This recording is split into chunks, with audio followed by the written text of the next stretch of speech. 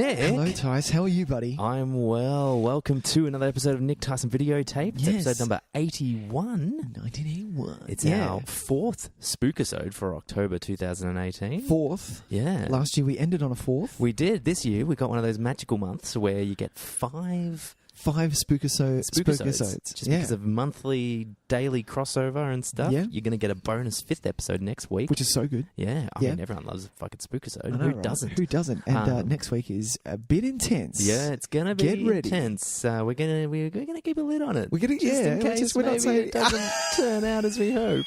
And then we just go, fuck it, let's do Monster Squad. Exactly. Exactly. But today we are returning to an old favourite of ours, a segment we like to call Everything Old is New Again. Yep. Which is where we look at an original and a remake. Yes. Which mostly happens in horror films. It does, and we haven't done one since last October. Last year, which was because we're lazy and we don't want to. We sometimes don't have time to watch. Look, it's a lot of work. It is a lot of work because we have to smash out two movies basically with the same plot, and with my attention span, that sometimes is difficult. It's not going to go well. But yeah, so we're doing 1976's Carrie, followed by 2013's. Exactly, and completely ignoring the 2012 we're not made-for-television looking at that. remake. Yeah, which went for 2.5 hours. I was like, what the fuck are you doing with 2.5 hours worth of Carrie? Like, that's a little intense. That's stretching it out. A little, just a touch. Just maybe a touch. 2 hours, but 2.5. Speaking of, like, even... Well, we're getting ahead of ourselves. Sure, but even sure. in the 2013 one, which pushes it out to like an hour 45, Yep. you feel the stretching. Yeah, like this is a movie that does not need to go for more than you 90 don't minutes. need to. But before we get to any of that, Nick, why don't you tell some people where they can find us if they want to join in the fun? Join in the fun on our Spook-isodes, ladies and gentlemen. We are on all the social medias, which is Facebook, Twitter, Instagram, and no, that's it. Facebook, Yeah, those I ones. always keep thinking there's another one. Anyway, but we're on YouTube and we're on every other podcast medium. If you would like to share, rate, and subscribe us, that'd be great. We also have an email account, so if you wish to write us in an email, you can write that at nictysonvideotape@gmail.com. I spell Nick N-I-C and Tys is T-Y-S. So if you would like to send us some correspondence or jump in on all the fun that is the social media, so we post a lot of posters and things like that. And, you know, tell us what you're watching this Halloween. What have you got planned for this Halloween? Are you doing a big Halloween bash? Exactly. I know the Astor is doing a Halloween marathon. Oh, really? This coming weekend. That's awesome. I will not be in attendance, but... is there something... What are they playing? I haven't looked it up. They're playing every Halloween film. Oh, really? Yeah. And I don't know for certain if they are... I don't think they've got the new one. Oh, okay. So, I don't think they're doing the Rob Zombie. Rod Zombie. Rodley Zombie. Rodney Zombie. Rodney Zombie. That's hilarious. That's so funny. But what are you guys watching for Halloween? Because I'm pretty excited. I don't know exactly what I'm going to watch on Halloween night just yet. I know. I love to watch something. You like to watch something. You got to watch something. Of course you do. Exactly. Mine is always normally A Nightmare on Elm Street 1. Which we watched it not that long ago. First Spook-isode of this year. Go to that and maybe I'll have a listen. Yeah. Maybe I'll watch Halloween. Maybe I'll go to the cinema and watch see the new Halloween. There you go. That could be fun. That could be fun. And then walk home in the dark. Oh, yeah. Good move. Yeah. Fucking hell. You're like, no, hell no. Fuck not off. A chance. Why not? No, just do it. That's a tempting fate, my man. Well, let's jump into our first segment, which is Talkin Trailers. Let's do that. Let's do that. Everybody's talking trailers.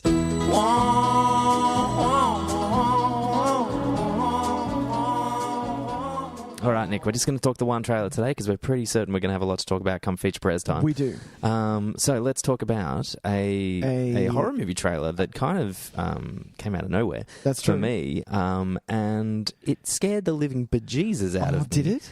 Did it really? Yeah, and that is called, Nicholas... The Curse of La Llorona. Oh, I got it. Jesus, I got it! Cut to trailer. Can I ask you a question, Father? Do you know anything about La Llorona? The Weeping Woman. It's a folktale.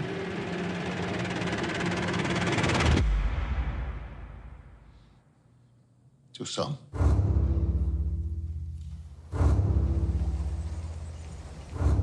Stay in the car, okay? And please don't wake up your sister. It's your fault! I tried to stop her! Who did you try to stop? La Llorona.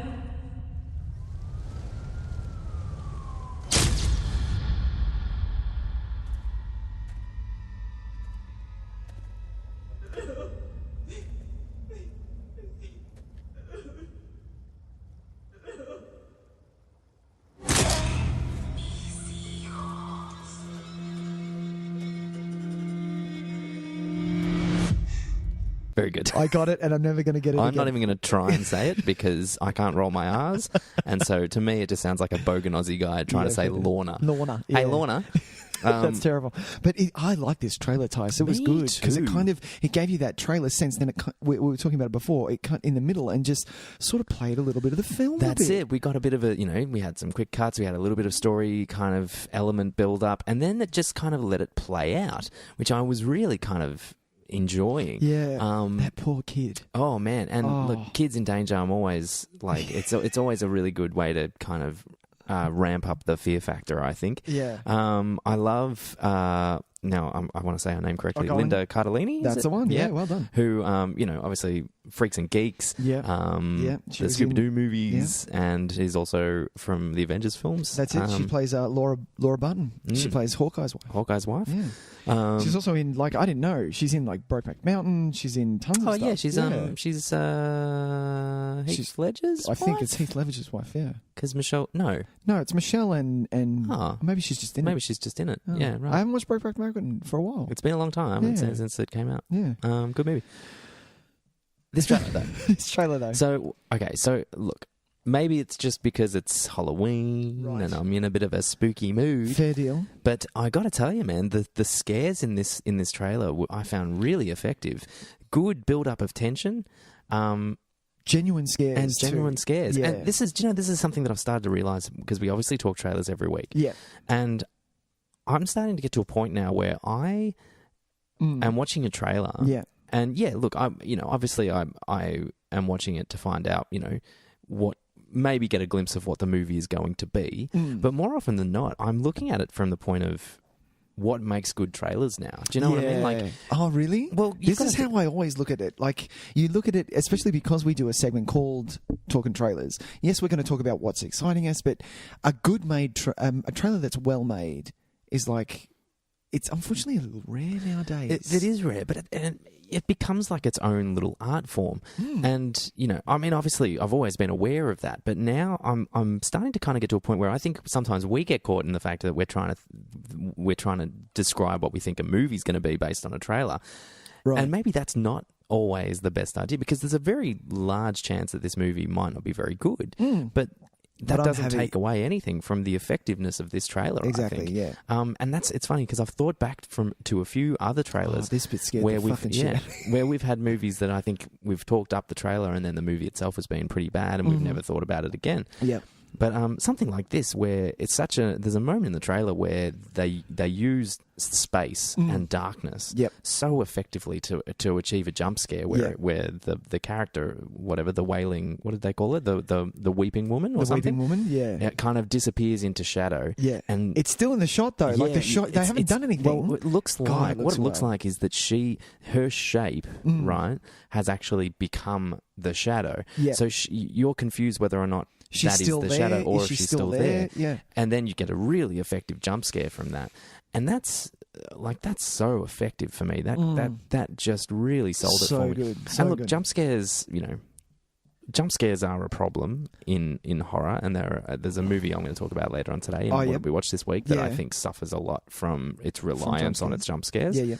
And having said that, a good one is unbeatable. Yeah. Like a really good one is so effective. Yeah. And even in just a trailer, this is a very effective jump scare. And I think it's done enough for me to be kind of like curious. You're curious about it now. Exactly. Yeah, exactly. Because even though it's, obviously there are different people cut together trailers than people that cut the actual movie. Yeah. But the fact that this movie stopped for a second and just played some of the film. Yeah. And the trailer stopped for a second and then he played the film. Sorry, yes, thank you. Yeah. Makes you think, well, maybe this director kind of knows what he's doing. Exactly. I was looking, he hasn't, Michael Chavez, his name is, doesn't seem to have a lot of credits to his name, mostly shorts. Sure. But it appears as though that he has been hired to direct the third Conjuring film. Ooh, okay. So and he's seeing that this is executive well. produced by James Wan as well. Yeah. So maybe since then, this has been kind of like James Wan has seen something in this film and gone, oh man, yeah, you know what you're doing. Yeah. You can come aboard and do one of our big budget ones. Yeah, I'm very interested in this. Well, tell me. I wasn't at the start. I tell you what, I wasn't at the start because all the only things that have come out this week is mostly horror trailers, unless you count the sad John Travolta one that happened. But apart from that, it's nothing but horror trailers. So I was watching a lot of them like, oh, yep, come on, let's get over with. I know what's going to happen. And that's why this one caught my eye, because it no, a little formulaic at the start, but then after, like, it was a quarter of the way through the trailer that it just turned, and I was like, what's going on? I'm getting a bit scared. What's going on? Like, and you just good that felt they can for get this kid. Yeah, it was it's so good that you can get like effective tension. We're not going to talk about the storyline because you don't really need to know. Hey, look at the trailer. Watch the trailer because it's really its own little mini horror film. Exactly. A couple of kids stuck in a car while it appears as though there might be something. So after in my head, I was like, "Is this what the movie's going to be? Is it just these kids in this car now? Like, is it almost like a Reservoir Dogs where it's just going to stay in one spot?" I didn't know. Yeah, I would assume. I'm not sure if I'm reading into it too much, but I think this is the scene because at the start of the trailer it mentions that they found the body of 2 children and there was a mother crying. I think this is. Oh, this is the start of the movie. This is the start, or maybe this is a flashback, or something like that. So we see the fate of these kids. But God, I mean, and even the creature design. It's pretty generic to a degree, but it's designed so effectively that I even it popped up on IMDb when I was just looking to check who the director was. Yeah. The screenshot of the weeping woman she's fucking scary looking. Well, that's what I like nowadays. You kind of have to have a scary monster. You have to have that's saying it wrong. You have to have really good creature design or whatever it is that is your element that is scary. You have to. You can't just put on a mask or it's a big part of it now, or have it just be CGI or whatever it is. Yeah, and look, there's sometimes an over reliance on CGI stuff. Like there's they make the mouth bigger or the jaw kind of drops down and stuff like that. Yeah. And look, this is doing a bit of that as well. But there's always just a little bit extra that you can just by tweak a little, tweaking it and just making it a little bit more unfamiliar and a little bit more jarring to your normal consciousness. Which is why when we a couple of weeks ago when the Nun trailer came out, the shot of it the start of the trailer just held on the painting. Oh, yeah. And a light got flicked off and the painting changed. Yes. I showed Sam that and she was like, yeah, no, pass, turn this off, turn this off. And it had that great effect. And look, it's a good example. Perfect. The Nun trailer was a pretty effective trailer, I thought, as well. Had a nice jump scare in it, had a really good sense of atmosphere. Apparently that movie's not much good. Yeah, that's what I've heard as well. Which is, but so it's funny how we're living in an age now where trailers can be really great. And not tell the story of the film at all. Exactly. And you end up with a very different product. Whereas we can also get trailers like, what was it fucking called? Speed Patrol? Speed Kills. Speed Kills. What the fuck? The John Travolta as like a drug lord who powerboats his way around Miami shipping coke around. Oh, fuck me. It's like, that looks amazing.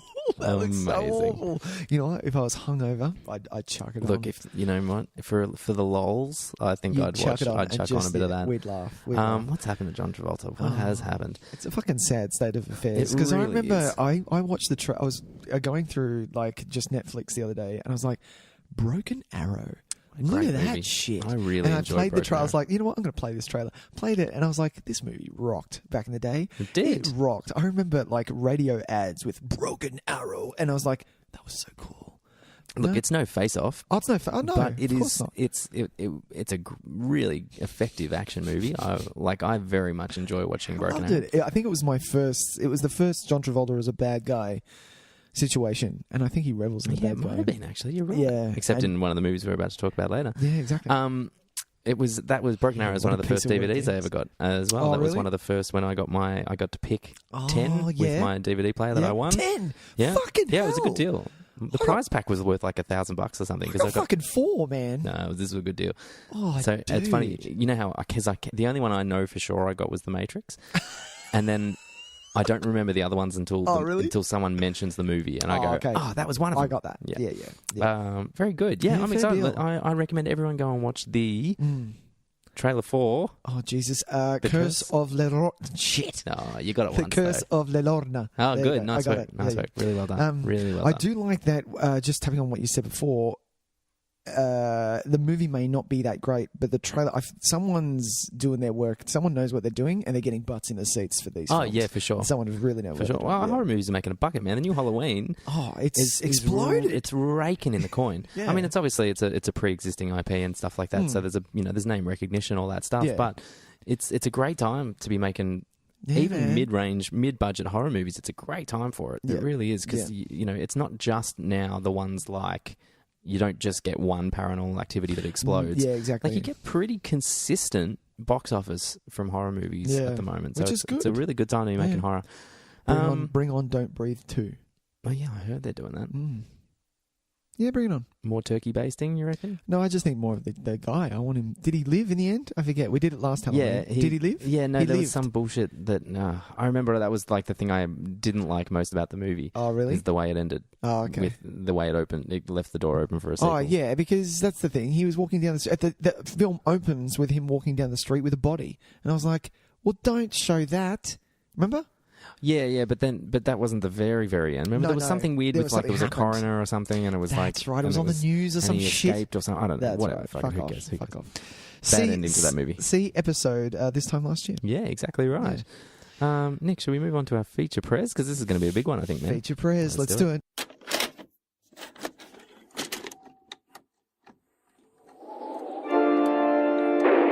And now our feature program. All right, here we are, Nicholas. All right. So we're kind of doing a bit of a thing. Like I like to talk about a Stephen King thing. I don't think we did talk about a Stephen King one last year. We didn't? I don't think we did. But Stephen King is my favorite author. He is. You are a big fan. I'm a huge fan. Yep. Believe it or not, Carrie, have not read it though. Have no. Okay. Wow. Okay. It's just one of the like I've got. I don't think I own it. It's not a big book actually. either. It's funny, like, because I collect them as I go, like, and I basically visit opportunity shops and use bookstores and things like that. And I like to get the old covers, like the old hardback covers of Stephen King novels. Exactly. So, and pay $4 for them or whatever. And so just by chance, I've just not come across a copy of Carrie in that time. Deal. So it's one that I haven't read. I'm very, very keen to read it after these watchings. Yeah. And this was I believe, your first watching of Carrie, wasn't it? It was. Well, if specifically, we're going to start talking about the 1976. We'll start at the start. Yeah, exactly. why not? And this was my first viewing of Carrie. It just was. It was something that it's existed in the public awareness of horror films for so long, and I had seen the prom, like shots of the prom scene many times, and I knew the beats, I knew the opening, I knew I knew what was going on, I knew all the the first sin is blood and all that stuff. Like I knew all this dialogue. Oh, okay. So I essentially could piece together most of the movie without ever seeing it completely. Fair deal. But I got to say... But it's a bit different when you got Mr. Brian De Palma behind the camera. And I know you're a big fan, Tys. I am a big fan of De Palma. And it is... Comparing it to the remake, which I don't think is a terribly made film at all. Sure. It just has so much more going on in the old one because of what De Palma wants to do with it. Like, it's very layered. It's a lot of layers on this thing. And look, Stephen King doesn't write two-dimensional stories. Like, he doesn't. There is always underlying themes, very deep characters, very three-dimensional characters. But as film adaptations go, because the books themselves are relatively dense, and not always dense in narrative, it's usually dense in character exploration, right? So we're getting a lot of, I mean, that's not always the case. Obviously, something like The Stand is just epic, but he does spend a lot of time inside the minds of his characters, and we get to learn a lot about these characters in by what's on the page. And in something like Carrie, we can get that, as we see in the remake. We do get bits of that, but it doesn't always translate very well.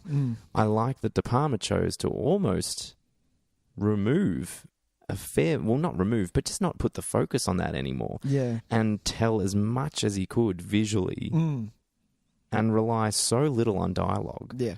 I fucking love this movie, by the way. just to like, it's again a bit of a hands love down. fest. I fucking loved it. It was good. It was really good. Like I was saying to Tys before, how I'd had to watch it. It'd end up being, which I hate. If it's a film that we're going to look at for this podcast, I hate leaving it to the last minute because it becomes a chore. Now, it did.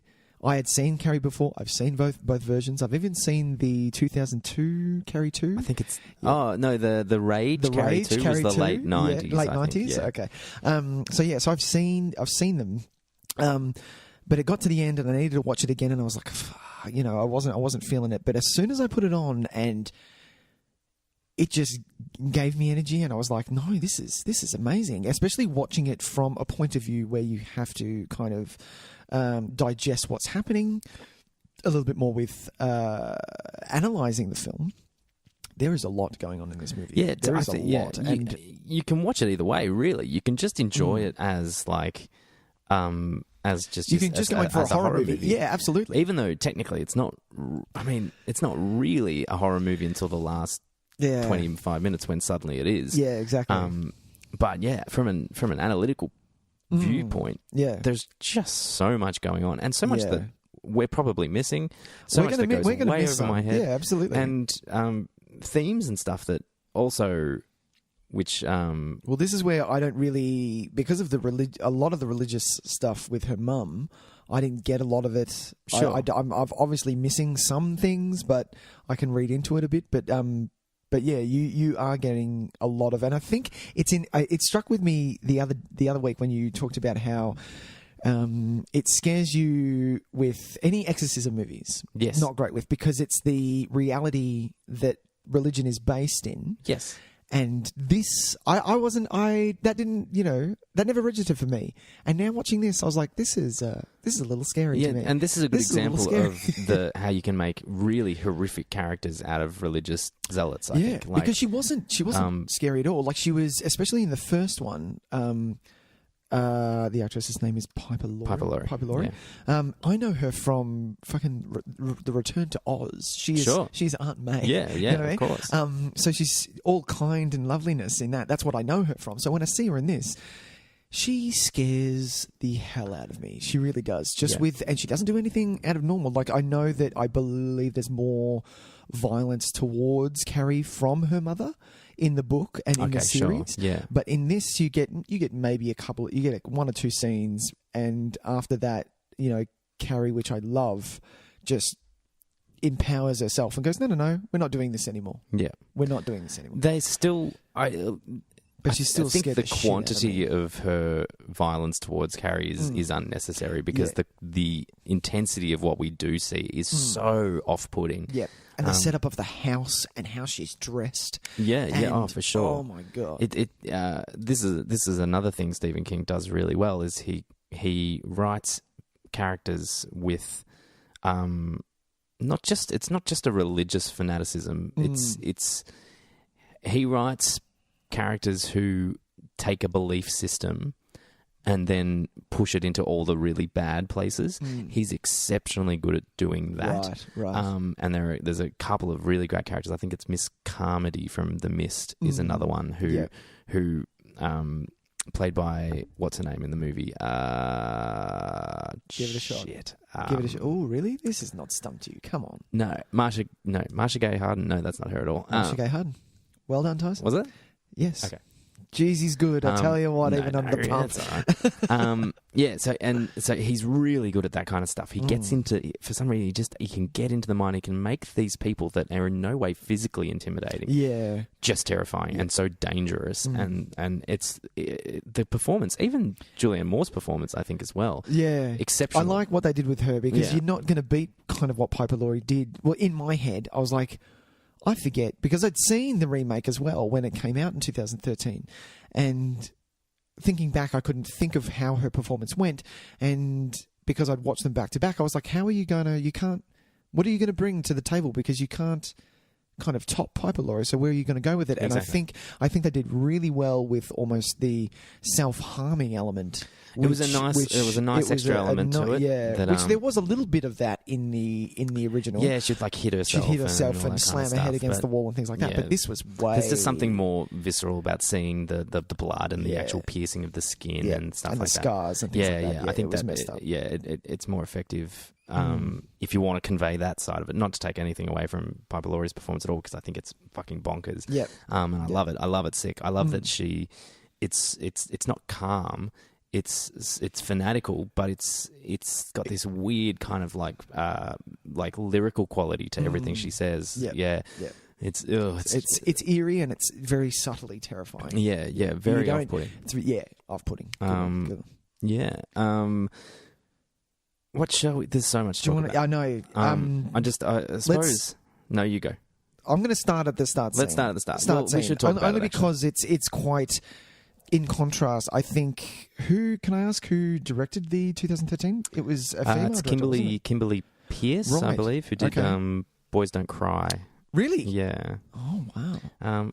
Which is a Okay. good choice, I think, to bring a female director Yeah. in. Well, this is very much a feminist movie. Well, it is, Yeah. and this is knowing a bit about it, but now having watched both of them and understanding that really, No, 100%, it's about feminine coming of age and Yeah. stuff like that. Yeah, I almost feel absolutely. like a bit of an idiot, the two of us sitting down and talking about this. But that's okay. We're allowed to have an opinion on it Yeah, too. yeah, you know. but but we're not bringing anything. we're obviously not the experts in this at Exactly. all. This opening shot, it's funny because it's so ridiculously De Palma, and it's telling so much while it's doing it. It is, really yeah, is. it like is. the one thing that, and with the 2013 did well in contrast because it isn't going to go for the 76 sort of on the back of free love nudity type Sure. deal that you get with De Palma's one. You're going to still get that, but it's going to be instead in a pool and everyone's in bathers and there's that swimming element, like you get the shot of through the legs of the girl swimming fair and enough. kicking and things like that. Yeah. So there is, like, with the 76 version, you get a lot of everyone's enjoying their adolescence. It's a sense of freedom, and we're kind of our own people. We're coming into our own. Getting coupled with friends, and then you kind of have a split of the entire locker room, and then you get Carrie by herself, just showering, and it's almost very innocent, especially with the score in the background. And then all of a sudden, it's the moment where she becomes a woman, in quotation marks, obviously. But, Sure. But so she gets her period for the first time. And I think that was just into telling that some dude bro is going to watch the start of that and go, yeah, fucking nudity, things like that. Yeah, for Whereas sure. someone who's analysing it goes, no, there's a clear reason why De Palma has done this. Well, yeah, I think because I think he can do it for two reasons. Because I think it can lull you into a false sense of horror trope. Yep. Kind of comfort, Sure. where you're just like, it's a horror movie. There's going to be some nudity. It's going to be a bit playful. But I think also, I think he's trying to kind of show these very contrasting views on understanding of sexuality, like all these other girls who have had an upbringing where it's maybe talked about they've it talked at about it least, and they're more yeah. aware of it and are more comfortable in their bodies, so they're able to kind of wander around comfortably Exactly. without their clothes on, Yeah. and a period isn't a thing for them, Yeah. whereas Carrie thinks she's And dying. That's Like, that's it. And yeah. then with Carrie, it's completely unglamorized, unglamorized. That might not be a word, but how it turns into this almost. Even the way she holds herself physically, it reminds me a little bit of Room 237. It's that she's all because she's wet and she's kind of got the blood on her and she's hunching her back and kind of reaching out for help. It's very in your face imagery and really makes you uncomfortable. And I think it's really great because those dude bros you're talking about. Who are like, oh yeah, some titties, are gonna get the shock of their fucking life if they hang around watching this movie any further. And I think it's a really clever choice to do it that way because it really it sends a jolt straight through you. Like you're just like, oh fuck, I'm not prepared for some of this. What is going to happen? Yeah. That's just devastating. That opening scene, it's just devastating. But it hits the mark and it hits it well. Like that's some good. It's not good. I'm not going to say good writing, but it sets the movie up very well. If you want to, if you're going to start with something just horrible, if if you want to expose someone at their most vulnerable and just kick the living shit out of that vulnerability, that is a great way to do it. Yeah, yeah. That is a really great way to do it. And speaking, like, talking, like, obviously, males don't have what we don't have that part. No. We don't have that section No. of puberty, you know, changing over and things like that. Sure. So there's no version of that where we could be exploited like that, unless it's physically getting the shit beaten out of you, like girls do it psychologically. Sure. You know. The thing I could almost think like of that. is like if for a kid who has no, like if it was a boy who had no sexual training, that's the wrong word. Yeah. You know, Sexual learning. at Yeah, all. yeah. Who might have been at like summer camp or something. Oh yeah. And he had a wet dream. or something? and Yeah. all the kids like pull back the doona and laugh at him. Oh, okay. And all of a sudden Yeah, he's like, yeah. "What is this shit that just came out of my penis?" Like, I am fucking stressing out. So Aliens are going to get me. What the fuck? it But is. It felt really What is this good. alien goo? What is this alien goo? But it feels really good. That's So, hilarious. you know, it's obviously not the same. Yeah. Because it doesn't have the same kind of like. Exactly. It's the blood. It's the redness of blood. It's a she very feels effective pain. imagery. Exactly. Yeah. So Um, she's going through all that, and she's doing it in a very public place as well. Whereas if it happened to any one of the other girls that are in the shower, they wouldn't give a shit. They would just go, "Oh, I just got my period. Get the fuck out of my way," sort of thing.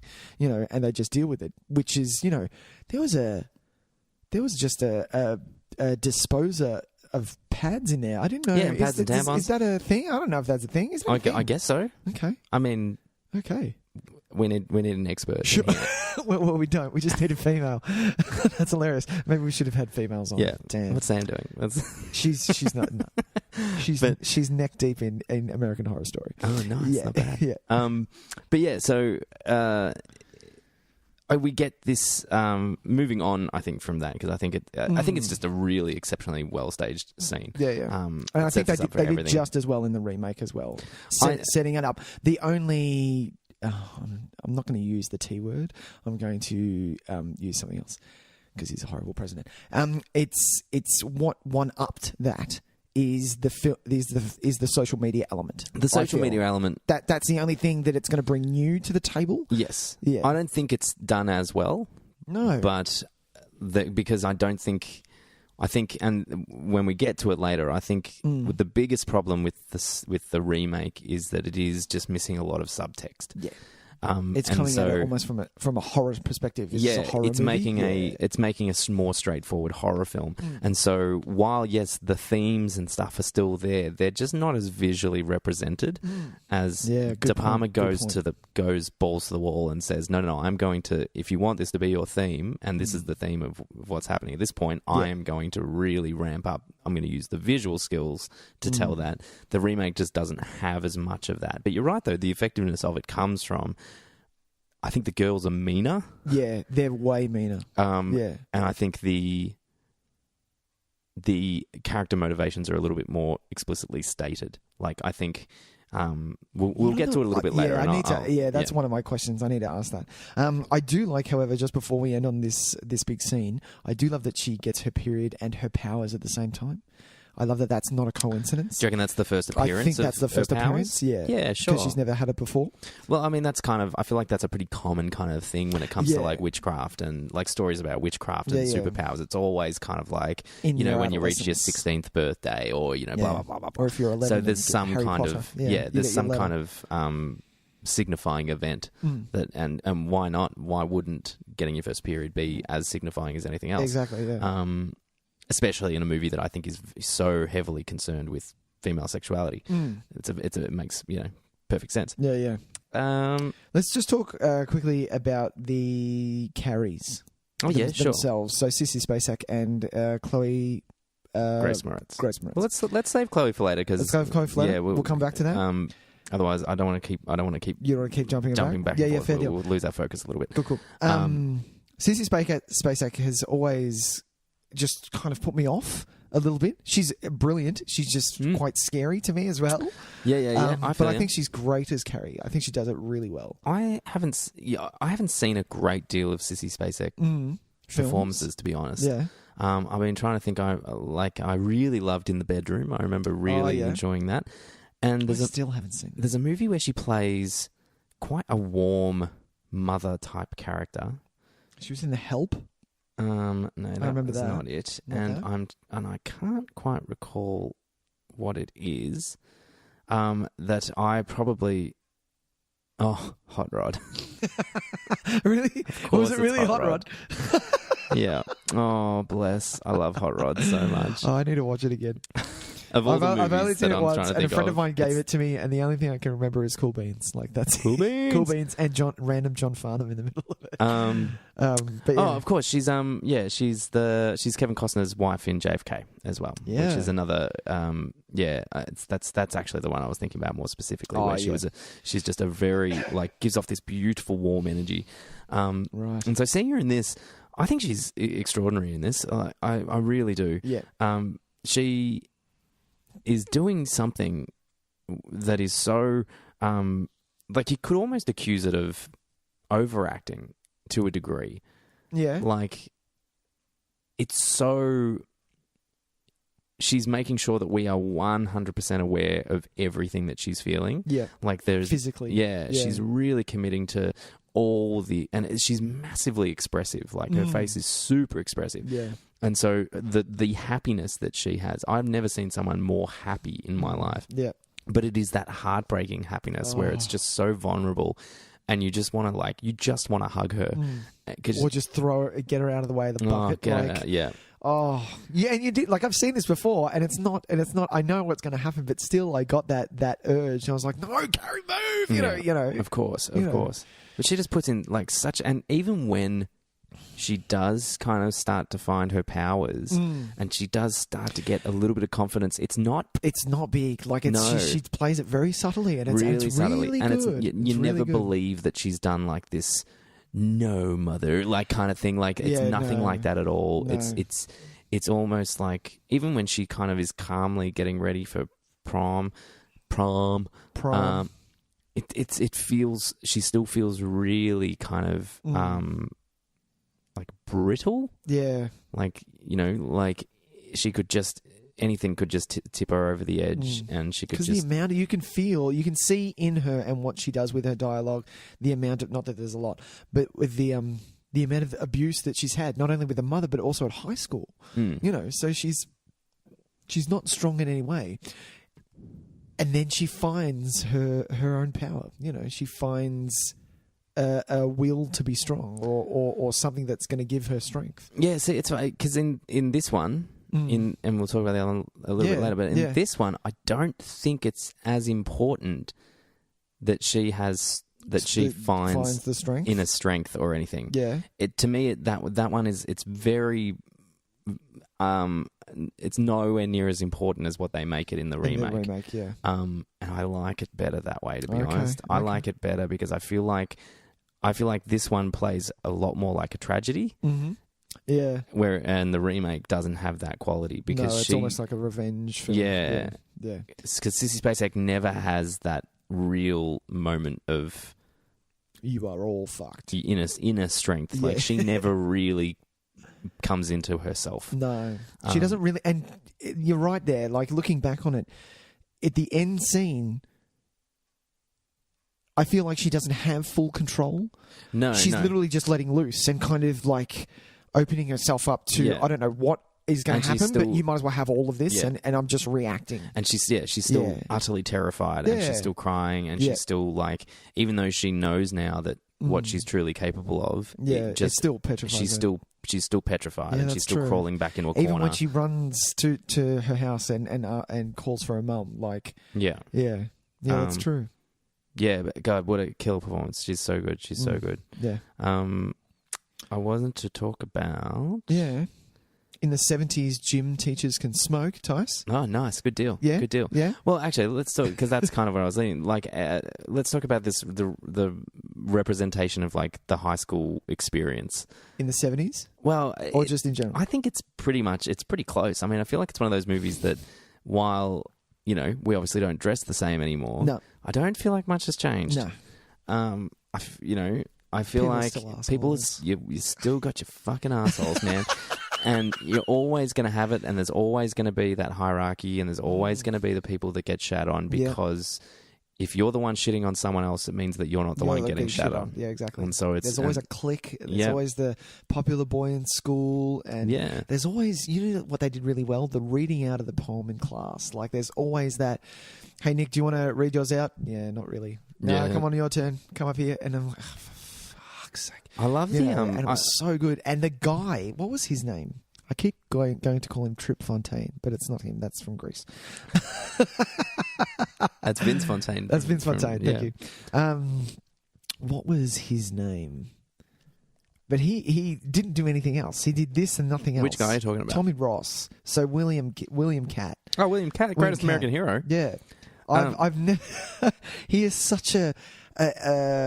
He's been around. He's done. Has he? Pieces, Has he done yeah. things? Yeah. I've never seen him in anything else, and he's just Sure. he's just that You know, high school popular boy. You know the song "Believe It or Not, I'm Walking on Air." Yeah. That's the theme to Greatest American Hero, really? which is a TV show. Kind of, it's about a kid with superpowers, and that's it was played by hilarious. William Catt. Oh, decent.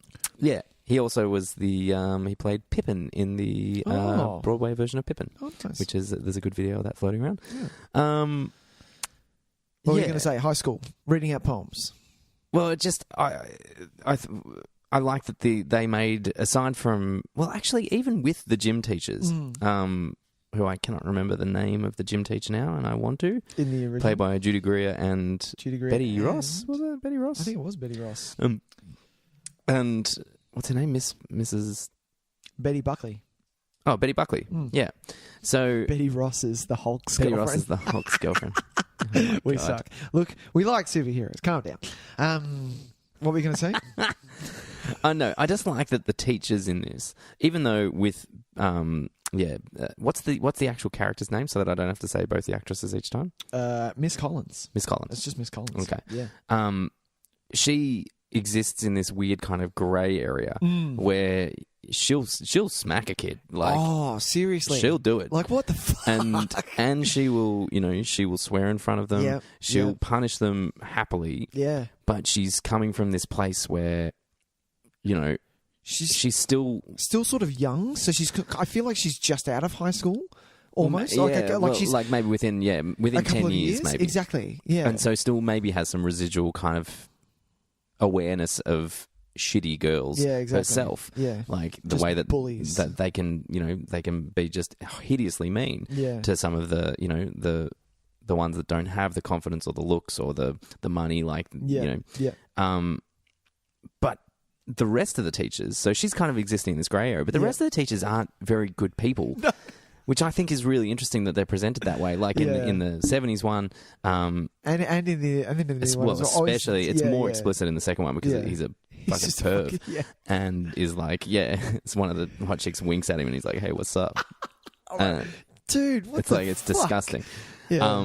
But yeah, even within the old one, he's just all over the shop, and he's Yeah. like, once they Carrie gets involved in the conversation, he's very quick to dismiss her and Yeah. all that kind of stuff. So I like that and the principal constantly forgetting her name, even though he's Yeah. probably not the worst guy in the world. No. And It's that- I love that in both of them, the recoil from the blood on her shorts. I'm like, Yeah, exactly. gold. Exactly. And, Yeah. this is a bit of a problem with the second one is just how obvious they make it that he can't say the word period. Yeah. And it's just kind of like, Period. We man. get it, And like we get even the coach says Yeah. you can say period. It's yeah, fine. he's probably in his 50s, that Yeah, dude. come on, He's a mate. school principal. It's not the first period he's ever witnessed, I'm Exactly. sure. Yeah. Yeah, like I like that all the teachers, it's They're not the best of people. Yeah, Yeah, it's not. and It doesn't make it a safer environment that the teachers are around. Yeah. If anything, it makes it worse. Worse, yeah. And Miss Collins, it's weird in the 70s one how, and I don't know if this is when we get to it. Maybe I'll save that to when we get to it. Yeah. But she may not be the savior Yeah. or like the guardian angel to Or carry the that mother we figure. want her to be. Yeah, exactly. She Yeah. may actually not be that person. Yeah. So yeah, that's really cool. Yeah, just the whole representation of the teenage experience, I think, is really great in this. And because the movie itself, because it starts as we start as a horror film, Yep. then it's like John Hughes movie for a little while. It is. Yeah. Not a nice John Hughes movie though. No, it's- like one of the sadder ones. Fuck. Yeah. She's getting bullied. Like it's at the end of both of these. When I finished both of them, I was like, "This is just don't maybe It's an after-school maybe special. Don't fucking bully people. Yeah, How about that? exactly. Because you don't know what the fuck they've got. Yeah. Yeah. But we get to see the interactions, we get to see all this kind of stuff, and it feels really lived in. It feels real effective, and especially in the 70s one, is that they feel like real people because they're not clear cut. Tommy Ross and Sue Snell, especially, you're never really 100% sure of their motivations in the 70s. True. Yeah. You want to believe that they are better people than Chris, who is just a fucking dirt piece of shit. Yeah, right. Yeah. Exactly.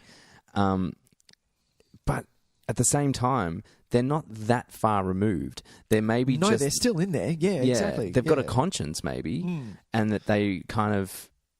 I like how William Catt in the 70s one doesn't necessarily come around and be like this great dude. No. Like he's effectively lying to her for most of it. Yeah. Do you think he actually starts to fall for her? Which muddies the water a bit because there's a massive kiss in the 70s one. A massive kiss. And I'm like, what's going on here? I don't know if I believe that he's actually fallen for her. No, I think he's enjoying himself a lot more than he thought that he would.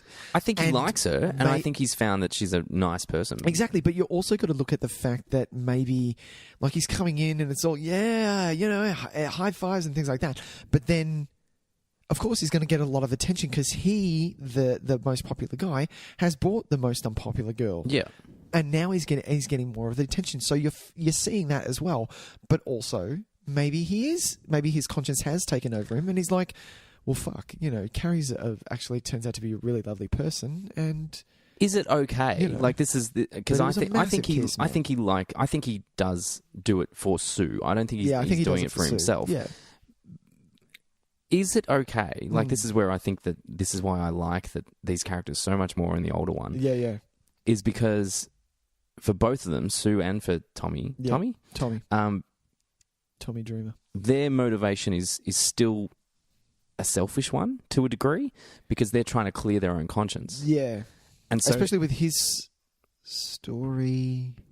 Was it his story? Oh no, that's in the remake. Yeah, that's where they ditch this almost completely, and they make them like really nice people who just happen to be super popular. Yeah.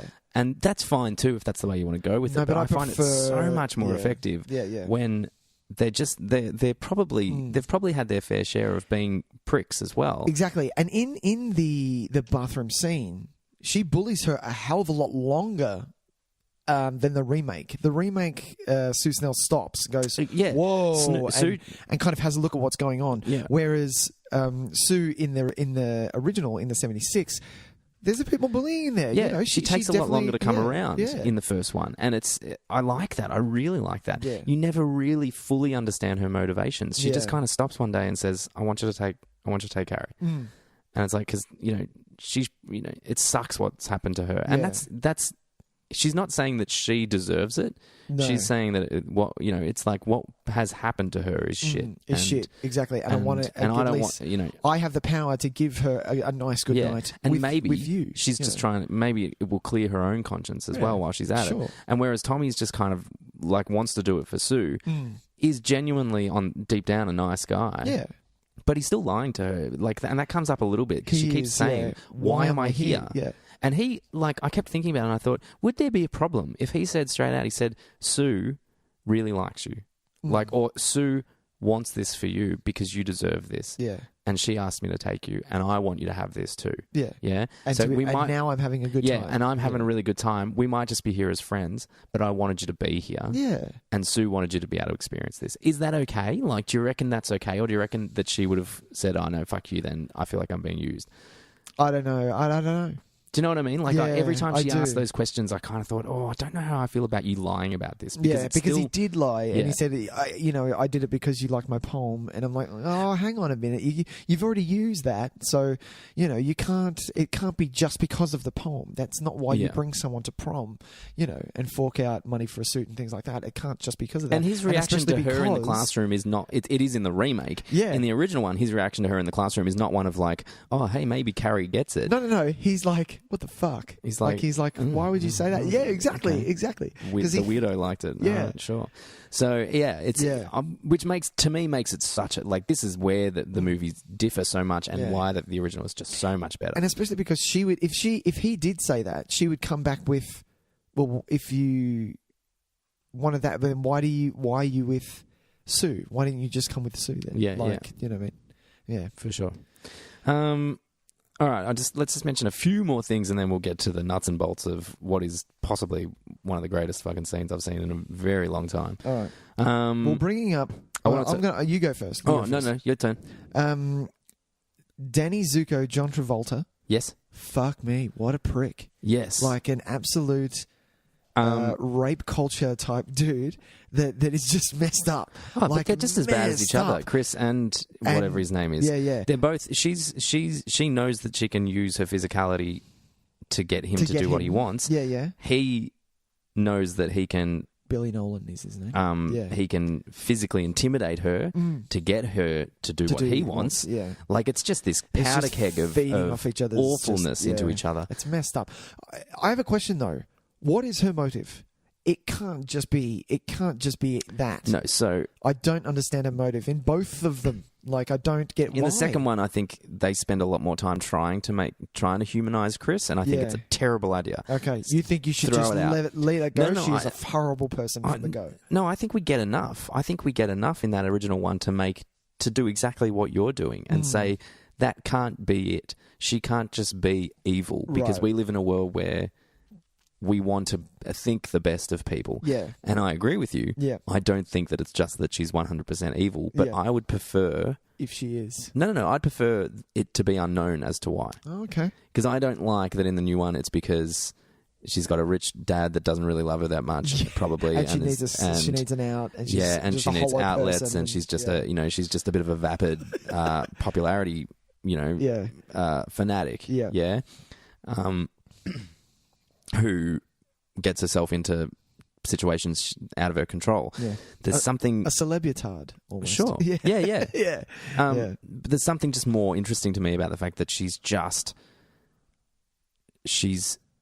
so used to being... Getting her own way that when it doesn't, it's such an extreme reaction to it, and we need to know where it comes from. Yeah, fair deal.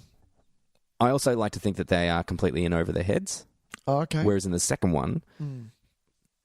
They fuel one another a lot. They make it like there's a scene in the remake where he's like, this is shit. We're gonna go to jail. It's gonna be assault and stuff. And she's like, I know. And I'm like, oh no, that's not right at all. Yeah, it's so much more interesting thinking that it's like it's just a prick of a person thinking that they're gonna pull a really funny joke, right? And that just goes that will live on forever. And she'll be able to say, I was the fucking queen bee who did that. And that's just, it's a different kind of just inner sickness. And I like that. I like that. Yeah, fair deal. Like, it's weird what they do in the remake, especially like with the killing of the pig as well. It becomes like her... It becomes a thing. Like her first victim. It's like now she's a killer. And it's kind of like... And I'm like, hang on. I don't know where we're going with this. Yeah, exactly. Yes, but John Travolta and... I can't believe it's Nancy Allen. I could not believe it's Nancy Allen. I know, right? And she looks amazing. Well, 70s Nancy Allen. I'm like, she's what's up, Nancy Allen? Good looking lady. Yeah. Even like RoboCop, she's great looking. But like, it's such polar opposite performances. Massively. Like considering how like how warm and like Lewis. Yeah, in I RoboCop, love Lewis, man. Lewis is like the heart of RoboCop. She's badass too. Yeah, total badass. And in this, she's completely different. Awful. A mean girl. Just horrible. Oh, but with great diction, Tyson, with something in her mouth for some reason. Yeah, for some reason, great diction. I was like, I did have a comment about that. I was like, she seems to be able to get her sentences out pretty clearly, considering what she's meant to be doing right now. I did think that too. That's some ADR work. Yeah, that is. I was like, no. That's they needed to put something in there. Yeah. Instead of just maybe some noises. Jesus.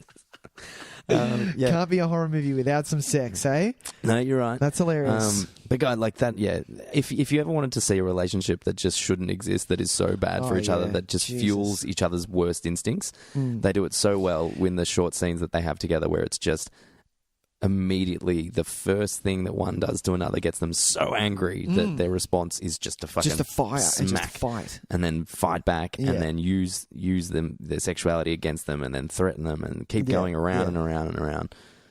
You know how gleeful John Travolta killed that pig? Like, that was scary. Yeah, Like, in the remake, you were kind of like, oh yeah, you obviously killed some things in your lifetime. Yeah. Like animals and things like that. But this one, you were like, he's like doing it jollily. I was like, okay. jollily. Is that a word? Jollily? Yeah, I reckon I was like, oh my God, what the fuck, man? Yeah, it was weird. It was weird. it is. What do you got? It is. I want to talk about the score for a little bit, Oh, sure. Oh, jeez. because I didn't like the score at first. Oh, really? Yeah. I liked it at first, but then it turned into, there was a little too much Psycho.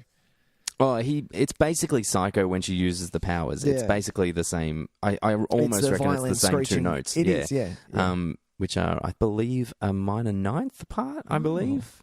Which is, so it's an octave plus a semitone, I think. Okay. I remember hearing about this at some point, and they just layer it upon layer. Yeah. It's either a minor ninth or just a ninth. But yeah, I think it's got the same thing going on. It does. Which is fine. No, hey, it works. It works. It works really well. Yeah. Like, it's very effective. Exactly. And it just kind of... But why did you like it more at the end? What happened at the end for you? I got it. Like, I'll be Oh, 100% honest. I didn't get it at first. I was like, there's too much flute. Why is this? Why is the score to this like the really? score to a midday movie, Little House on the Prairie? And then I started to get it. I was like, oh fuck, okay, cool, because it really clicked for me in the prom scene. Yeah. When she's having a ball and it's When turned it's- into something. it- It's almost and- her emotions. Yeah, that wonderful revolving shot of them while they're dancing that just goes on and on. That was a bit much, to be And honest.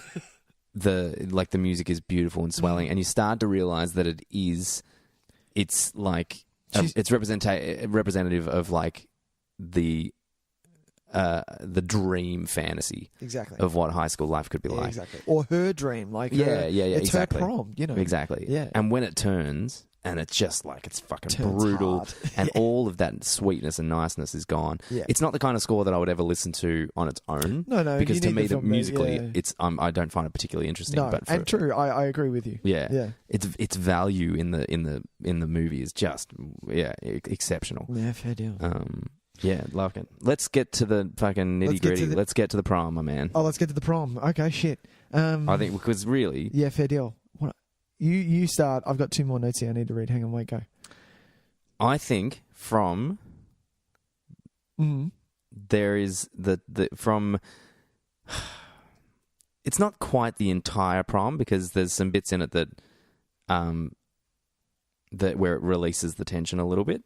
But from the conversation on the dance floor with the revolve, Yeah. leading into that wonderful tracking shot that takes us all the way up Oh, to the bucket, bucket. and then back to them, Yep. to the conversation about the prom king and queen, To the stairs. to the them stairs, hiding under behind the stairs, to the slow-mo reveal of them of king and queen, Yep.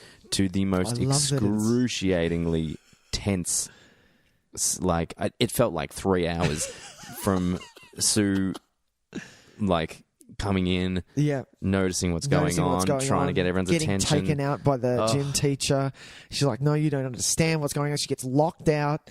It is like pound for pound some of the best fucking direction I have ever seen. Because your heart is literally, you know what's happening, you know what's going to happen, and there's nothing you can do to stop Nothing. it. And Nothing. he just draws it out. He makes really it so nicely. painful, He so really does. painful, And it's perfect. It's perfect. It's Yeah. absolute perfection Yeah. because he's able to make it like, and there's a reason why people say the dizzying highs. He's like legitimately like Exactly. manifested the idea of a dizzying high with that With the camera shots. with that and- camera and shot of the things like dance that. Yeah.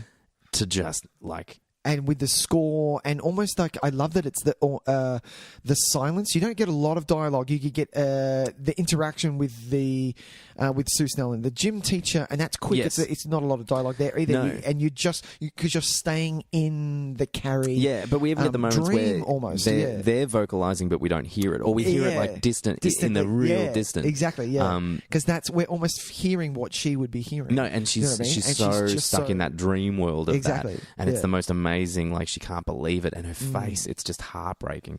and it comes down hard. Oh, it comes down hard. Fuck. And it's thick. yeah, it's pretty gross. It's messed up. And fuck the remake for using CGI for that. Oh, really? I actually kind of like that. Only because, like, I wanted that type of splash. Like, I wanted the remake encompass splash. I wanted it to, kind of go over. I get what you mean. Do you know what I mean? Yeah. With the De Palma split scenes and things like that, I love that. I just wanted it slowly, and how he repeated the shot. Oh, yeah. It was fine. It's just that with the splash, I got a little bit more of what I wanted. That's all. I still prefer the look of once she has been drenched in blood. Sissy Spacek looks way better for me. Yeah, it just looks way. It looks more uncomfortable. Exactly. It's not as painted on. Yeah, Chloe's one looks like it's a it makeup kind of job. dries. Yeah, you're right. It's a mad makeup job. Yeah, hers feels like gross and icky, and like you'd feel cold and awkward, Exactly. and like, and it gets in her hair the right way. And, yeah, exactly. Yeah, and Sissy just looks pissed. Oh, fucking livid. so pissed. There's just so many great moments. It's her eyes. There's so it's her many eyes in that shot. Yeah, Jesus. Yeah. There's like every single bit of it. There's a little bit you could point out where you're just like, how great is this? Like the little bit of ribbon or confetti. What do you call it? No, it's fucking. Never mind. But where it falls down. Oh, behind her. And you go, and it tells you exactly where the bucket's going to fall in case you couldn't figure it out. Yeah. Like, it's like, oh right, it's and streamer. Thank you. Yeah. The moment where it happens and the first laughter is completely inaudible. Yeah. Like, even though it would be dead silence. And I love it because it goes dead silence. So we've finally stopped all the tense music, all the tenseness. And that first girl starts to laugh and nothing changes. It's still completely silent. Yeah. Fuck, it's all so good. It's just all so good. And then when she lets loose. When she lets loose, it's fine. Whatever it is, it's fine. I think the hose is a bit naff, but it's... the hose is naff, but hey, it's the 70s and they're dealing with, on-set special effects, which, would have taken ages to shoot. I didn't realise, like, the bucket hitting Billy... his name's not Billy. His name is Tommy. The bucket hitting Tommy in the 76. I didn't realise it killed him. No, I don't think... I didn't think it killed him. I thought, oh no, he's just knocked out. Yeah, I don't think it... I don't know for certain what kills him in the book. Yeah. But obviously in the remake, it's the bucket that kills him. It's the bucket that kills him. Yeah. I just assumed that he's unconscious and then the fire. Yeah, that's what I figured as well. Basically Yeah, happens. Yeah. And I think that was done really well. I think the fire was done better in the 76 version. A lot better. Because it's just the encompassing of the curtain behind her, and it goes up perfectly. It goes sides and then middle. Instead of this kind of half thing, what the remake does, but not that I'm going to. It's still decent. It's just that I prefer the 76 fire. Yeah, and her just kind of, you get a little bit of electrocution in there. She bit of difference here. She kills the gym teacher in the original. We have the shot of the gym teacher laughing. Yeah. Now, but is that... Hang on. That's what I mean. Is that just in her mind at that moment? Because I don't think she would have. But then again, it's what... She has that grey area, It's that weird kind of motivation that I'm talking about where she never really convinces me that she's a good person through this one. It's because she's smacking everyone around. But that's got to be part of it. You know what I mean? Like, she smacks Carrie. She smacks fucking Sue. She does. Oh, no, not Sue. Chris. Yeah. God damn. And even the way she talks about, when she tries to tell her that, you can do something with your hair and all this kind of stuff, there's a weird kind of sense of like self-gratification out of it. Like, what is she getting out of this? I feel like she's guilty as well, only because of the hit. Sure. I don't think she meant to do that, and I think she's kind of, I've just hit a student. I need to kind of make amends as well, like Sue. Yeah, and maybe I can help you. Sure, you'll have fun. Although at her prom, the story she does tell at prom, which is absent from the remake, is a really nice touch. I quite like that. Yeah. But yeah, I have to assume that she's not actually laughing, and Carrie just can't see clearly anymore. Yeah, the difference. I think the rage is, it's just she's just overtaken by it, and it's just everybody. You can all fucking suck it. Yeah. I am going to burn this shit to the ground. Yeah. And I like the randomness of it a little bit more. Like, I don't like how in the remake we're just doing it now. We're just going back and forth. I'm how sorry. it's kind of like a checklist. How it's like I'm going to get you, and then you, and then you. Yeah. Oh, it's you. Oh, I like in the how it's just this. It's just randomness. A mess of people. It's just like, and everyone gets it one way or another. Yeah, yeah. But And if it's you not like don't- she spotted somebody and went, now it's your turn. It's just carnage. Yeah. Which comes back to, I think, what you like about the fact that she doesn't have control of those powers. In the remake, she does. She has full control. She will get She's to like it. an X-Men. Yeah, she is. She's Jean Grey. Yeah. But yeah, not only that, so she doesn't have any control over her powers, so she just lets loose, and whoever's going to cop it's going to cop it. Yeah. And also what I like about the original is that once she gets to a certain point, I don't care who's died or whatever, I'm leaving, and this place is going to burn, and I just leave it, and it's burning to the ground. Yeah, for sure. So good. For sure. There's one question I did want to ask. Yeah. It's the lead up to the carnage. It has an incredible sense of foreboding. Yeah. Like it really does. I can't think of anything like it, really. But is it because we know what's to come? Do you think that scene, like, would have worked in 76? I think it would have. I'm sure it would work. Yeah. Is it more or less effective knowing what's to come? Do you know what I mean? I think it's more effective. It's probably. I think it's way more effective, especially because, like, reading about the original trailer that came out in 76, they gave away everything. You knew Right. what you were I think going you for kind of going have in, to and you in kind this of have movie, to. though. Yeah. No, because it adds to it. Yeah. Like, to answer your question, it adds to it. If you know that this is going to happen, and if you know you that draw out the department does is you feel it, like we did. Like, it's 2018, and we're feeling that still from what he did. You know, it's one of the most it was done effective, so like. well. You know, it is one of those moments that they don't happen often when you're watching a movie, and even though you know the way it's going to go out, you still want it to go differently. Yeah, exactly. Um, You don't get that in the Titanic. You That's a don't good get that point. in the Titanic. No, you know, you're right. it's drawn out a lot more, and it's very special effect. It looks great, but you don't feel what you felt in. You're in ready for that Carrie. iceberg to hit. 'Cause Exactly. That's when the best fucking shit in the movie happens. Exactly. The band starts playing. The band is my favorite. Oh, bless them. I love Yeah. them. All right, cool. Yeah, I dig that. Yeah, fair deal. It's such an interesting thing because obviously I was watching it going, I know what's about to happen, and I am fucking I am on the edge of my seat right now. If you didn't know what was about to happen, would you still be on the edge of your seat, or would you just be sitting there going, can something fucking happen already? Because this slow-mo's been going for 5 minutes and I'm Yeah. starting to feel it. Exactly. You know what I mean? Like, is it more... Yeah, I think it is more effective knowing that the carnage this is going to be the tipping point. Yeah. And if you don't know it's going to be the tipping point, You'll get a nice surprise. yeah, it just But maybe you have to then watch it for a second time. I don't know. It's interesting. We're gonna put what happens to Mum on hold for the end of the episode. I feel. Okay, sure. Okay. Yeah, And we'll sounds good. start with 2013. Yes, well, look, I mean, I don't have a lot to say about it that we haven't already said. No, it's just It's mostly just the things that I don't think it did as well, really.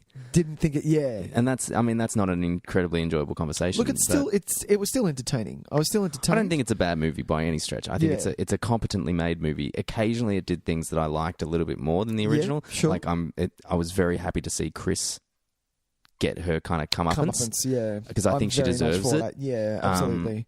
But that's going back to 76. It's not a thing. It's not a thing. She doesn't. No. I don't feel that Carrie knew that it was her. She probably It's didn't. like, you know, It was it's just like, the oh, split, you. the split second instinct to protect herself and Exactly. be like, oh, No, flip the fucking car. Get the I fuck don't out know of if you're going to burn in hell, but I don't really care. Yeah. Whereas this is very different. You know, she knows about. It's adding the fact that who, by the way, is uploading the movie when the fucking blood hits. Oh, that's the friend. Yeah, the fuck? she's equal. She's Oh equally my a real God. piece of shit. So yeah, but yeah, I do like that it kind of speaks to the Gen I generation with all of the social media Sure, elements sure. and the harshness of what she is, because we're a lot harsher. We're not as bullies are harder. You have to speak to a generation where that bringing guns to school is a thing.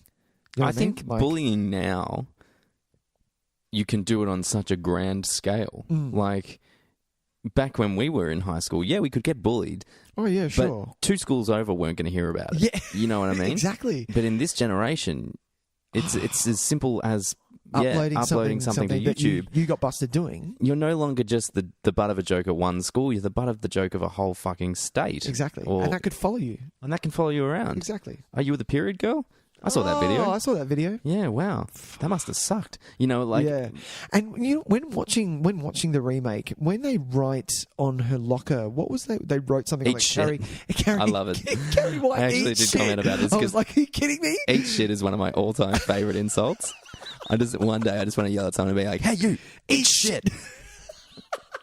I love it. Because I saw that, and my reaction was like, if I was in high school and I saw Carrie White eat shit sprayed on the lockers that hard, I'd find out who Carrie White is, and I'd be like, hi, do you want to go hang out? Let's go Aw, make the bless. day really nice for you, because what the fuck? Well, I feel what like kind of it's a prick does that? It feels Like, really out of place in the remake because it feels like It an does, it's 80s or a weird. 90s insult, which is probably why I like it so much. Yeah, rather than just get a post on Facebook. Yeah, Carrie yeah. White eat shit, you know. Exactly. Not that she'd have a Facebook page, I feel. No, I don't think Carrie White would not have a Facebook page. I have to mention something that when the remake was getting done, Yes. was on a lot of people's minds at the time. Mm. Is Chloe? She's great. I love her in everything she's done. Is she a little too attractive to be Carrie White? Is she in the film? just Do feel they like that's a do her really- justice? Like I know. It's a really risky thing Like to talk about. I'm not saying that she's. I'm just saying that she can be who she wanted to be. Like Yeah. if she is who she is, they can do amazing things. I just think they could have made her a little bit more mousy or a little bit more. Well, apparently, you know. Sissy Spacek isn't an accurate representation from the book either. Oh right. Either is the one from the 2002 I need to look this thing up. remake either. Yeah. She's meant to be. She's kind of dowdy and a bit overweight and acne and Yeah. like Like do you know what I mean? Like So- a little bit more adolescent. yeah. A little I think bit more. the thing about Chloe Grace Moretz is that she's got such a distinctive look. I think that they thought maybe because she is so unique looking Yeah. that it would be okay, and because they surrounded her with quite traditionally good-looking people, Yeah. that she would appear like an outsider in that Yeah, environment. sure. But She just has come down to standout- brass tacks, though, she's a beautiful young girl. She is. Like She has standout features. She looks amazing all the time. Yeah. Like, and I know the lengths. Like when I found out that she was getting cast, looking into it, she did interviews where she was like, "No. I knew that I needed to come in," and she tried her hardest to not do up the part, and make sure that she's doing a research and looking into what Carrie's meant to look like. So she tried to. This is just in the audition, though, to get the part, because they looked at her and went, "You're not really what we're looking for," and Chloe really wanted to play Carrie, so she tried her hardest. So, yeah, for me, it's just there, just a touch, you know. Yeah. She's just amazingly, They probably well maybe put could have done a together bit and more. she's great, She probably you could know. have done a little bit more to bring out the. I think she does. She does a great job. I think she does, a great job. I'm hesitant to say great because I don't like her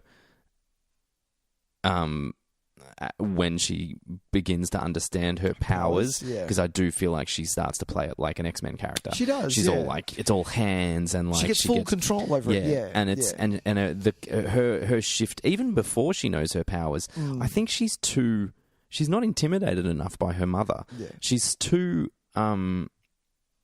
they have like equal footing conversations, and yes, she does end up getting dragged into the thing and falling asleep while crying her eyes out, but you don't get the same kind of sense of abuse and sense of domination that That's the true. mother has over her. Which is why, like, there was the main note that I had with the remake was that you needed more of a scene with the mother and Carrie. You needed it there. I know that they shot it and they left it out, but you need to see a bit more of the abuse there, because she comes Sure. into power so quick. Yeah. And it is, like you said, Does like it, it's does a it different, happen different earlier story. in the remake? Is she more powerful earlier in the remake? I was trying to remember, and they kind of blended a little bit. No, I think they're the kind of It's they're about on the same? par. Okay. Yeah, I think they're on par. But you do get the sense of it's more coming at it from a strong female perspective. for the character of Carrie. No, I am going to take control, and I am going to. It's almost like you said. She's not scared of her mother. It's almost she's taking care of her mother. Yeah, no, sure. Mum, I understand that you're sick, and that's fine, but I'm going to do what I want. You know. Do you know what like frustrated me? Like in the original, the scene where she tells her about the prom and then eventually does some fucked up shit and is like, "I'm going." And the mum backs down. It feels like an accidental reaction. It feels like something that she just... The pull-up? She couldn't contain. Right? Right, yeah. Whereas in this one, it's legitimately like a superhero moment. Yeah, like, that's true. And from that point on, Julianne Moore as Mrs. White almost needs to treat it like you can see her looking at her like, I'm terrified of this woman because she legitimately has superpowers. Whereas in the original... She's just confused because she's like... She doesn't know what's going on. What the fuck? Why all of a sudden could I not move? Yeah. And what, like it's far That's more... really true, yeah. It's weird. Because Piper Laurie got shoved onto the bed and but that was on the night of the prom. There was something earlier and I couldn't remember exactly what she did, but it was when she was telling her that she was going to go and she said, no, I'm definitely going, and the conversation's over. And I think... Is that when... Is it a knife? The knife on the bed and the knife hits the floor? No, that was in the remake. That was in the remake? Yeah. This is what ends up happening. See. Yeah. But yeah, either like... but they're two good examples because all that is just her and the sound effect going... and just her going, no. And she gets thrown back on the bed. Almost as if... she's doing it herself. Like you can see on her face, she's like, "Why am I doing this? Whoa, what?" Whereas Chloe lifts the entire lounge room up and goes, "No, Mum, you're going to fucking listen to me," sort of thing. And you're like, "Okay, well, anyone would be petrified of you, like anyone." Yeah, like, do you know what I mean? it's far too explicit, and you have far too great an understanding of her powers to be in any way confused by the situation, or to even look at it in a religious element. Like I don't care how much of a religious zealot you are. Yeah. I feel like in that circumstance, you're not talking about a curse anymore or anything like that. It's straight up like mutant shit. Yeah. Why isn't she in that? Why does she go straight for the... Oh, you have the power of the devil. She could have the power of God in her. You don't fucking know. No, it's true, but she is bonkers. Yeah. And I look, I don't want to hang shit on Chloe Grace Moretz because I do like her a lot, but I just don't think it's comparable. I think she does some nice stuff. She plays it. When she does underplay it, and she is quite allow herself to be vulnerable. She's quite good. Yeah. It's hard working against Ansel Elgort because I don't think I think his Tommy is just too nice. We don't get the grey area with him. Yeah. He's just a nice dude. A nice dude, yeah. And you can tell by the look on his face, like he's nice. And the fact that, like, the switch is the poem. He sticks up for her. Like he goes, and it's so much more arsehole, sort of thing to the teacher, and he's like, "What did you say?" He said, "I said it was awesome. I liked it." It's funny that they flip who's reading the poem because, like it should have been stick to the original. Like, I don't know what it is in the book, better. But I think it's so much more effective that he's reading it and he's doing that thing that all kids do, where it's just like, I'm just fucking reading this poem, whatever. Yeah, and the fact that it's like someone, and he's so plagiarized that he even says that. Yeah, exactly. It's great. He's just a fucking nice dude, man. And they're nice people, like you said it before. They're kind of you don't know where their motive is. Sue immediately, when she catches herself doing what she's doing in the bathroom, is like, I'm a fucking piece of shit, and I need to turn my life around. And it kind of, this is where I think the 140 kind of plays against the film, because you do get a lot more character development in there with Sue and Chris. With Sue and Chris, and also so unnecessary. And how important the prom is to Sue Snell. Yeah, with the dress, you see that dress so many times to the point where you're like, is she going to give Carrie that dress? Like, is that a part of it? And then she puts it on the thing. There's a whole conversation, though. There's a whole conversation that the movie, I think, is trying to tell us that Sue is actually thinking about what she's giving up. Or hang on, because Chris is like, oh, sorry, the microphone just died on us. Where Sue is like, Chris is saying to Sue, you've wanted this forever, blah, blah, blah, blah. You were there too, and all this kind of stuff. Yeah. We already know. We've already dealt with that as a viewer. We know how she feels about it now. Yeah. We know that she was there, and we know that she feels regret about it, and we know that she wants to do something about it. Yeah. It's like the movie's telling us twice, and we don't need it. Yeah, exactly. And so why the fuck is it all it's trying to do is give us more Chris time, just to make her worse of a person. Yeah. I don't think we need that either, because she ends up being like laughably evil. Like she's cackling to herself on the way out and stuff like that. And I'm like, I don't need You that. messed I up. don't need her to be that. I need her to be an empty vessel of just Sue or Chris. Chris, yeah. Just an empty kind of Yeah. source of hatred.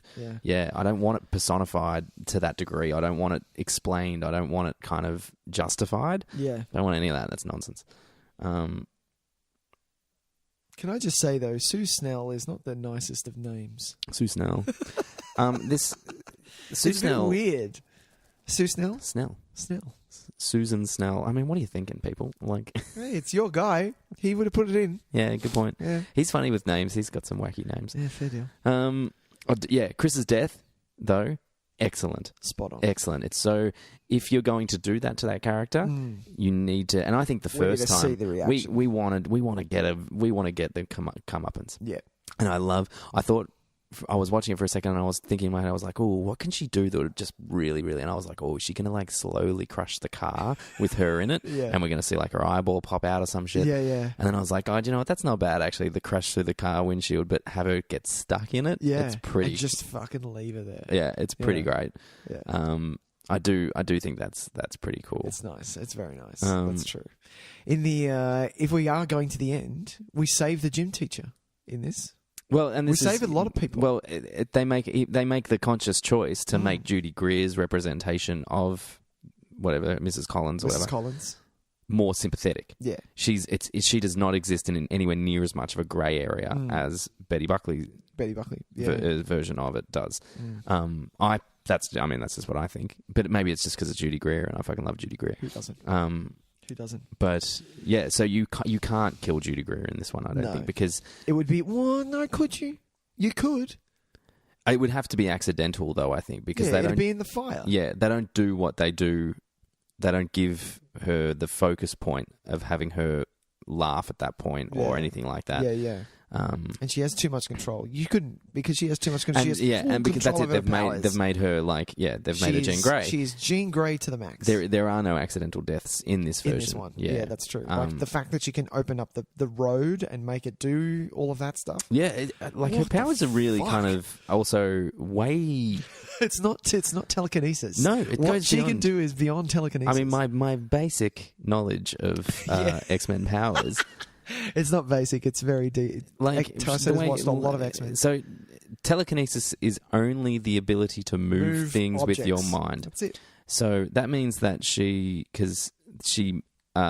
starts a fire at one. Well, she melts metal at one She point. makes metal at one point. So that's true. that's different. Yeah. That's not telekinesis. She can tell that someone's up the duff. We'll get to that in a minute. We'll get to that just in a minute. by sensing it. She can also crack a door for some reason. That's not. She can't.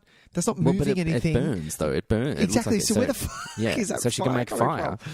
She can make fire. Well, Maybe I don't she's know like if they're a in Human the if they're in the book. Maybe her powers are more extensive in the book. Yeah. But if you want to present it as telekinetic, It's just moving stuff. there's a bit more going on here. That and I just don't like it. I just don't like it. I don't like it that she uses her hands. I don't like it that it feels like really conscious decisions. I like it so much better when it's just Sissy SpaceX sitting there still with that fucking look on her face, where it's just manic and she's just letting shit happen, going, I'm doing this. Yeah. That happens. Go. So at the end of this, you touched on it. Sue Snell is pregnant. Yeah. With apparently that's from the book. That's from the book. Yeah, but okay. it's a very minor thing in the book. Okay. And it's only that she believes she's pregnant. She thinks she may be pregnant and turns out to not be. Turns out to, oh well, right. Yeah. So it's something that they've obviously played with in this. I think they did it because they knew they needed a last jump scare, and that last jump scare was where it came from. Sure.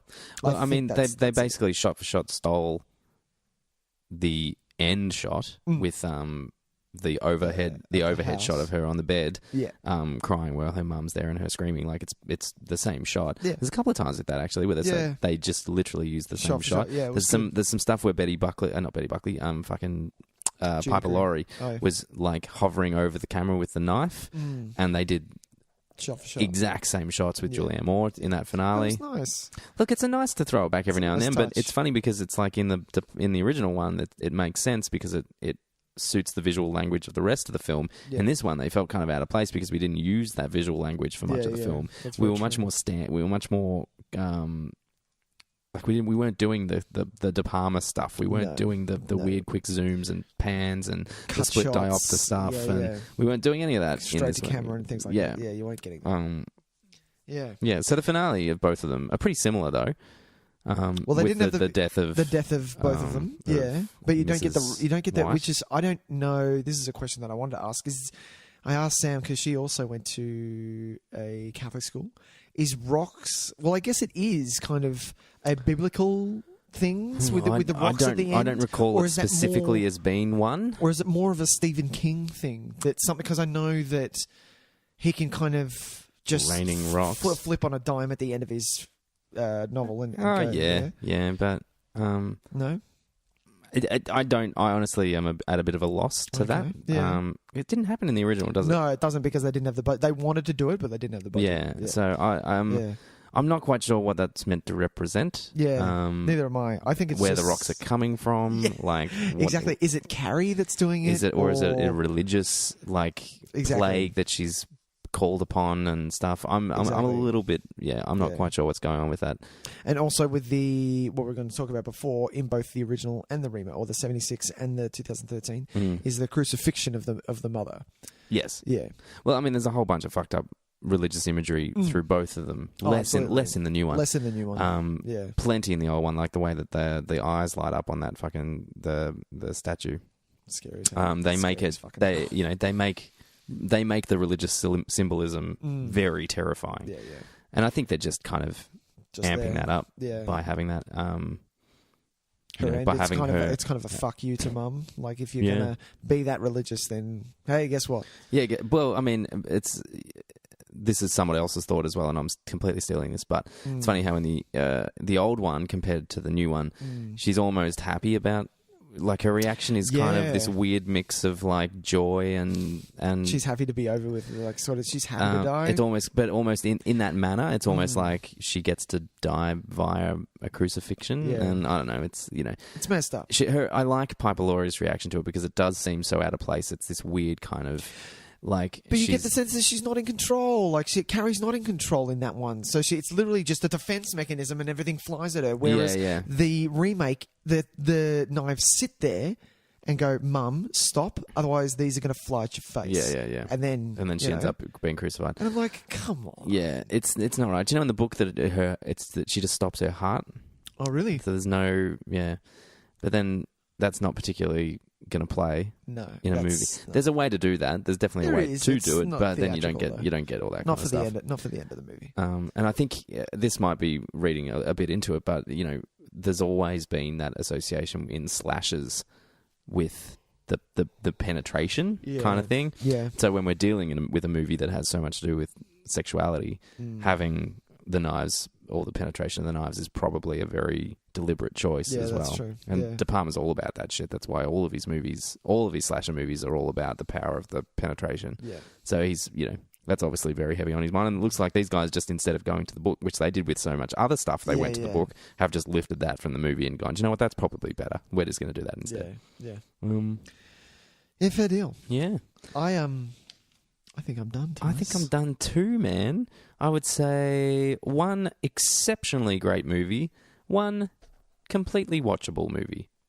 Completely agree. Yeah. Definitely was not like our Fog experience where where one was just absolute just so fucking shit. awful that I had to drink to sustain myself. It was a fucking slog. This is this was definitely no, this was a nice. It was a. I will never watch the remake again though. Like it's just I've got absolutely no need to see it again. Look, if enough time passes and someone goes, "Hey, do you want to watch Carrie?" I'm not going to say no. No, I would like to watch 2002, but I would just like to give it me just too. for curiosity's sake than anything else. And I would like to watch The Rage Carrie too. I would like to see that. I can tell you right now, Tys, you're going to love it because it is so 1999. Oh. It is really 90. It is, you know what it is? It is disturbing behaviour. It is the skulls. It is everything that is the faculty. This thing is Fuck yes. You are speaking my language, man. So our language. Cannot wait. Cannot wait. All right then. Do you know what we didn't mention at all? Yeah. And I just want to mention very quickly in passing. Sure. Do you know anything about Carrie the musical? Oh, no, but I've heard there is one. I love it. I Yeah. absolutely love it. The music is amazing. Right. And I am fascinated that they made a musical out of That this. is bizarre. I want to be involved in the production of that so desperately one day, because I want to be out. How cool would it be to do all the telekinesis stuff on stage? Yeah. Oh, yeah. It would be amazing. That's so true. Yeah, if anyone's listening that has no idea about this, just look up and listen to some of the music, because it's really pretty incredible. Yeah. And they don't hold back either. It's got all the stuff. It's all in there. Nice. It's all pretty intense. Yeah. There's a legit massacre in a prom at the end, and all kinds of shit goes down. So cool. Yeah. Does it happen via sing song? There's music and some singing and some stuff, What? but it's cleverly massacre? done. Like it's, Okay, you know, good. it's definitely Good, cleverly good, done. Even though the musical itself was a gigantic flop when it first came out, it's Yeah. been rewritten and stuff, and it's a lot stronger now. Oh, decent. All right, well, that's going to wrap us up. Carrie. Carrie, 76, 2013. That was fun, man. That was fun. Yeah, I'm fucking. I really enjoyed I'm going that. to watch that movie again really soon. I Yeah? think. Yeah, I think really you should enjoyed read the it. book. I'm going Can to I read ask the a book. question? This Yeah. is totally off. Sure. If someone were to start reading Stephen King, where do you think that they should start, Tyson? Ooh, it's hard. I would start with one of his short story collections. Okay. Just to see if you want to get on board. Maybe one of the good ones like Different Seasons, which Yeah. has Shawshank in it. Oh, yeah. It's got Apt Pupil Oh, in yeah. it. Yeah. Fucking good movie. I like Apt Pupil too. It's got That was 4 messed stories in it. up. What's the 3 of them have been made into movies, and one still has yet to be made, and I can't think of the third one at the moment. But that's probably a good place to start, Different Seasons, because Nice. that way you'll get the idea of if his writing style is for you. Yeah, fair deal. And that book, it's also not, they're not super horror based Right. ones. Okay. And so you can just decide whether or not his writing style is what you're interested in. Yeah, cool. And if you want one of his scarier ones, I would probably go for, I think Salem's Lot has always been my the scariest one that he's ever written. Yeah, fair deal. I was petrified reading Salem's Lot. And also The Shining. The Shining is very scary to read. Fuck. Um, Okay. But yeah, and then you just go Nice. from there. It's honestly, it's just a bad, massive. even a bag. bad Stephen King book is still pretty great. Yeah. Yeah. I think I'd like to get to a point where I could do Dark Tower series. I'm 'Cause that- overwhelmed 'cause by the interests task. Me. That interests me because Yeah, the I'm fact very that it is interested. a task, Mm. I'm up for that. Yeah. I'd be up for that. I Yeah. did do the first Dark Tower book on audiobook. Oh yeah. And it was good, and then I was never able to continue To finish? find Yeah. the rest of them, and Yeah. so I'll get around to it one day. It's because I Nice. don't want to buy them and then get them not in the same spines, Yeah. but then buying them That's as a a pain set in the is like arse, fucking yeah. $300, and so it's like, yeah. Do you know why? Did you know that this is why I haven't bought Infinity War yet? Oh, Because the fucking cover doesn't match. Like it. this is why I don't like it own doesn't- any Marvel films on Blu-ray. Like, no, I'm not buying that because look how stupid you made the covers, you Yeah. dicks. Exactly. Oh, come on, who's on this shit? Hey, There's got to be Nick, some guy. Hey, Tys. what did you watch this week? What did you watch this week? I took it back a notch, Tys. I got all nostalgic. Oh, I got a bit nostalgic too. Oh, really? I wonder, wouldn't it be a miracle if we watched the same thing? It would be. I watched Scream. Ah, do you know what? We're not far off. Oh, really? Yeah. Wes Craven? No, but you'll hear when I tell you what I Oh, watched. really? But yeah, so I watched Scream again because it's been a long while. Awesome. And I haven't delved into that again. Because I want to do 2, 3, 4. Again, I do have the box set. What's your ranking? What's my ranking? Yeah. Oh, it's been a while since 2. It's been a while since 3. Sorry. So I'm going to say, because 4 surprised the shit out of me. Yeah, so me 4 too. really surprised me. So it's 1 followed by 4. And then 2 and 3, but that's only because I haven't watched 2 and 3 that much. Yeah, no, you're right. They're the least I've watched. But yeah, watching 1, it's great writing. It brings me right back to being in high school. My first watching of Scream was I was about 6 months into working at the video store. Oh, right, and cool. I brought home the preview tape. And Oh, you didn't see this at the cinema? no, I didn't see it at cinema. No, Wow. and I brought home the preview tape. Me and my brother. My brother is 4 years younger than me, so he would have been. Oh, he would have shat his pants. Exactly. So we watched that start scene, and with the boyfriend just getting cut open Oh, on the it's patio, nasty. and my brother just turns to me and goes, Nick, I don't think I'm allowed to watch this. I'm Oh. like, oh, buddy, I'm sorry. So I turned it off. Yeah. Yeah. So, because we grew up, we were watching Predator, we were watching RoboCop. I thought he could take everything, but this is, it's quite It's quite scary. Scream did a number on me, man. Scream really did. I saw it at the cinema, so I would have been 14, 15-ish. Yeah, fair deal. It was one of those, like, and it was beyond just like, oh, that scared me. It was something really? I carried with me for a little while. I was it's at high school. I was It's really around high unsettled. school, yeah. I was sleeping with lights on for a little while. Okay. I was, having to be very careful about my sleeping patterns and stuff like that. Okay. And it was, like it really did a number on me. Fair deal. I was not well after seeing that. Surprisingly so, because I went into it just thinking, oh, it's a movie, and everyone's talking about it. It's great, and it fucked me up, man. Yeah, especially because that mask, it still holds up and it still does well, and the person behind it, because it's not the characters who play Billy Loomis and all that stuff. It's the slow shake of the head of that mask is quite scary. It's a great mask. It's a great mask. Yeah, fantastic. Yeah. And I mean, like all of them. And it's a good story too that they just kind of found it at a fucking gift shop around the corner. I know. Like it's always when there's a good story like that that makes the best masks. And I don't know whether we've spoken. Have we spoken about this? Because I think we have. Is she in our list? Sydney Prescott, played by Neve Campbell, has to be in one of the worst runners in cinema history. Is she? She has to be in there. Oh, well, because we haven't talked about one of the Scream movies. She's all knees and wrists, and I'm like, what the fuck are you doing? I'm like, what are you doing? We haven't had a good chat about awful like a runners bad for a run, while. like a really bad run, just sticks out like dog's balls to me. I'm like, we've got to put together that compilation we one have day. To. Bad we movie really runners. Do. Oh god. So I watched Scream. Awesome. It was man. really nice. No, maybe if I don't end up going to see the new Halloween, maybe that's what I'll do. Watch a Scream. Yeah, because I absolutely love them. 3 I don't really care for. I think it's pretty loose. I have to watch it because Putty's in it. I love him. Oh, I don't even remember him in it. I love him. God. He's so fucking good. I remember what's his name from Felicity is, Yeah. But for me, it's just I think 1 and 2 are pretty much on par with each other. Really? Yeah. Yeah, I really dig number 2. I think there's some really great stuff going on. And then 4 was a real surprise to me. 4 was surprising. Yeah. I really liked it. I really dug it. What let it down were the kills themselves. I don't think there was much creativity into the actual execution of the kills. Yeah. Like you didn't have anything that you could compare it like to like the great or I won't say just specifically the kills. I'll say the setup, the set pieces. Yeah. Like there's nothing even close to like when they have to crawl over him in the backseat of the police car when he's unconscious, or or even the start, like Drew Barrymore, or the whole whole Drew Barrymore sequence in the that whole first sequence, which is just ridiculously iconic. On, there's nothing as good as that in the 4th one, but there is a lot of really great ideas. There is, and I tell you what, that ending with the who is the killer.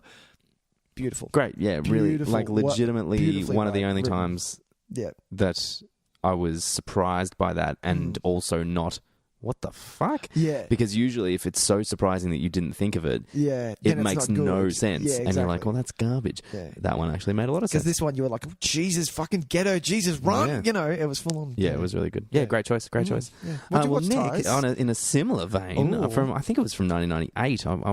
I didn't quite check out the year. Yeah. No, it was 98. Yep. I watched Halloween H2O. Oh, shit. 20 years later.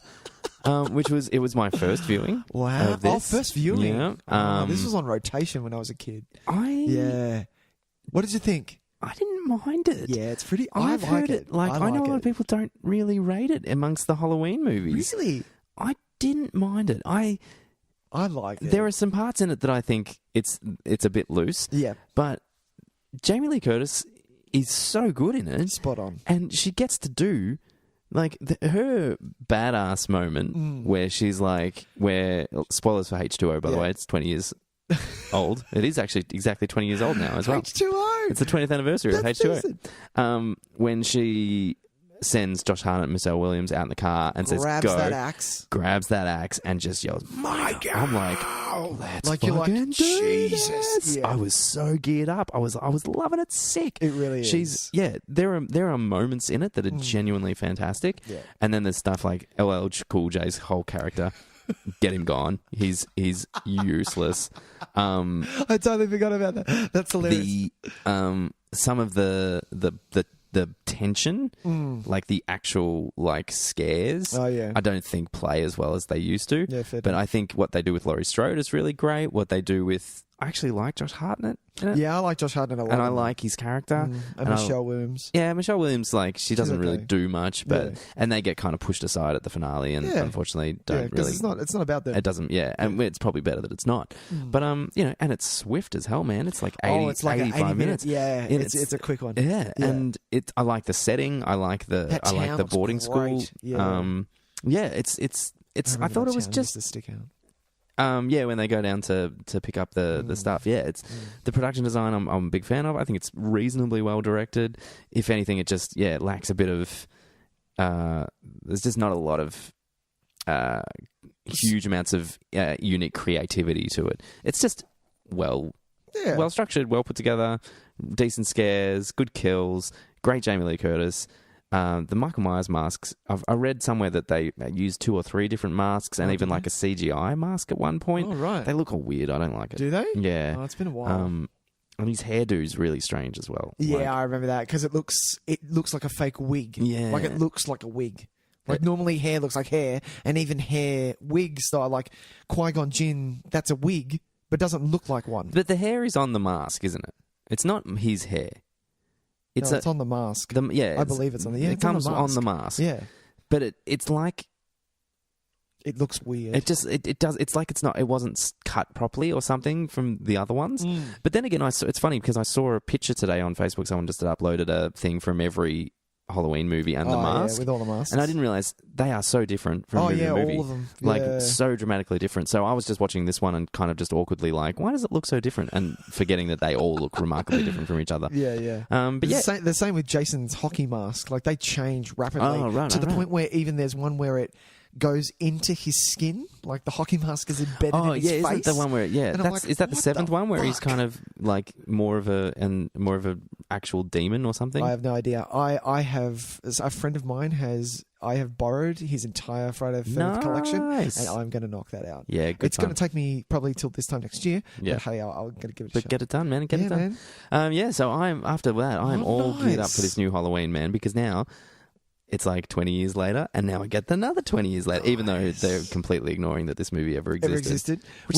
Which I hate because I love that ending. I love that ending. It's a bit of a shame. I think it's a great ending. That they're not including this. She because- spins around and severs his fucking head, and the movie ends. And then from there, you have the coroner pick up the head, put it in the body bag, and for some reason, he fucking lives. And I'm like, that is what horror is for me. Well, do you know what happens in the next one? How they carried it through to Halloween Resurrection? No. Spoilers for Halloween Resurrection. What happens? It wasn't Michael Myers. Oh, really? That she decapitated. Oh, and it was someone else in It the was mask. the coroner in the mask. Michael busted his larynx because I've seen that. I remember that. Yeah, so you might and not, he couldn't. you and might he not have couldn't- remembered, but there's this weird bit where he tries to. He Pull the grabs his mask face off? and it looks like he's trying to pull the mask off. Okay. And in my head, I was like, why is he doing that? And Did I think of this shit? Really? And I remembered from listening to random other podcasts and shit that it wasn't him at the end, and I was like, what? I'm gonna have to look this up. So yeah, apparently they must have. I don't know if they knew when they were making it but why would he have tried to pull the mask off if it was him all along? And the way he's reaching out to her, it doesn't look threatening. It looks like he's asking for help. Yeah, but that's because he. I don't know. I wonder if they knew it all along. Anyway. Halloween H2O. What did you people think? Did he mean it? Did they know this all along? What do you think happens at the end of H2O? Now people? I have to. Is there an audio commentary on H2O? Oh, maybe I should just listen to the fucking audio commentary or something. Maybe. Bring it on. Just fast forward to the. Maybe I end. should just do some fucking research. Try that out. God, I'm useless. That's hilarious. No, I want to know. All right. Is it time for our next segment, let's, Nicholas? Cross the Streams. Decent. Well, that one hurt a little bit. Yeah. Okay. Well, I got all nostalgic with CARRIE, Tys. And my pick this week. Have you got yours? No, you better go okay. first. My pick this week is something that not a lot of people are going to watch, but I'm going to tell you to stream it anyway. Because if you're going to go back to something that's original, you might as well start at 1960s Alfred Hitchcock's Psycho. Oh, nice work. It is on Netflix.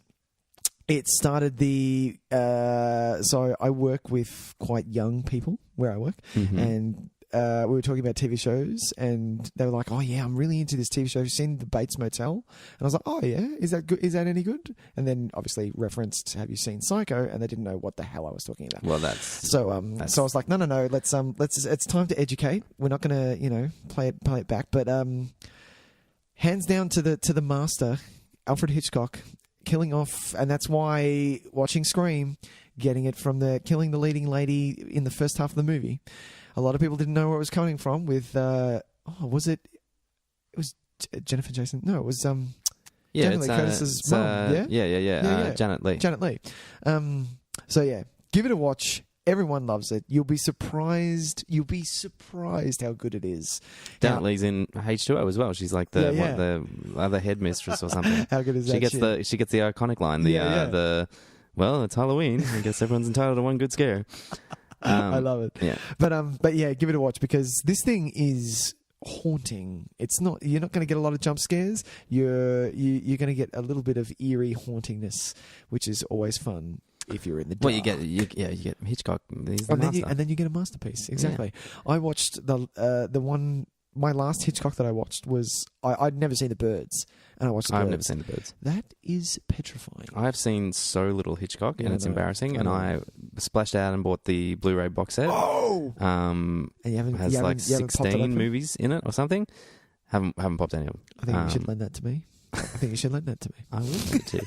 Happily. Fair deal. Tys, what do you got? I'm going to go to Netflix as well. I think I might have... I don't think I've recommended this, but I think I've talked about it as a what did I watch this week? Oh, yeah. And that's 2016's The Neon Demon. Nicholas Winding Refn. Yeah, nice. This is his... I'm a huge fan of him. If you listen to this show at all, you know I'm a huge Winding Refn fan. He is. Neon Demon is this kind of... I don't want to give it away, but it's a retelling. It's a kind of contemporary retelling of maybe which steals elements from a popular legend. Nice, like a fairy tale. No, there's I don't know if it's a fairy tale. It's like it's a legend about a certain person who went about attempting to maintain her looks through various means. Yep, fair deal. And it feels like there's parts of that in here. It's a very strange horror movie where it's almost not a horror until it's one of those ones. It's not a horror movie until it is. Yeah. And all of a sudden it is, and you're like, holy shit, it is. What the fuck is going on here? Yeah, but it has his signature, filming style. It's all very deliberate and very, very stylistic. Lots of neon, funnily enough, with the title. Yep. But exquisite to look at. He knows what he's doing, and he does it on purpose. Very, very,